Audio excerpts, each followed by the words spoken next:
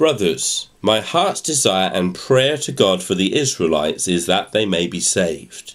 For I can testify about them that they are zealous for God, but their zeal is not based on knowledge, since they do not know the righteousness that comes from God and sought to establish their own. They did not submit to God's righteousness. Christ is the end of the law, so that there may be righteousness for everyone who believes. Moses describes in this way the righteousness that is by the law. The man who does these things will live by them.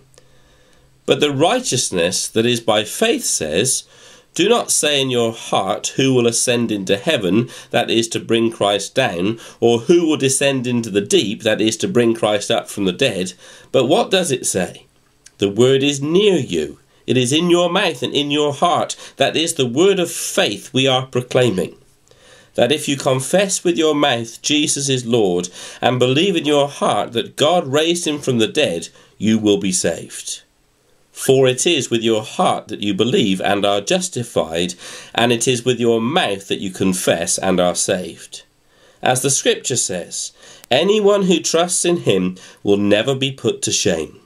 For there is no difference between Jew and Gentile. The same Lord is Lord of all and richly blesses all who call on him. For everyone who calls on the name of the Lord will be saved. How then can they call on the one they have not believed in? And how can they believe in the one of whom they have not heard? And how can they hear without someone preaching to them? And how can they preach unless they are sent? As it is written, how beautiful are the feet of those who bring good news. But not all the Israelites accepted the good news. For Isaiah says, Lord, who has believed our message? Consequently, faith comes from hearing the message, and the message is heard through the word of Christ. But I ask, did they not hear? Of course they did. Their voice has gone out into all the earth, their words to the ends of the world. Again, I ask, did Israel not understand?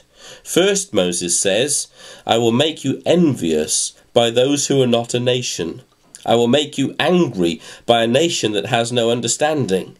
And Isaiah boldly says, I was found by those who did not seek me. I revealed myself to those who did not ask for me. But concerning Israel, he says, all day long I have held out my hands to a disobedient and obstinate people.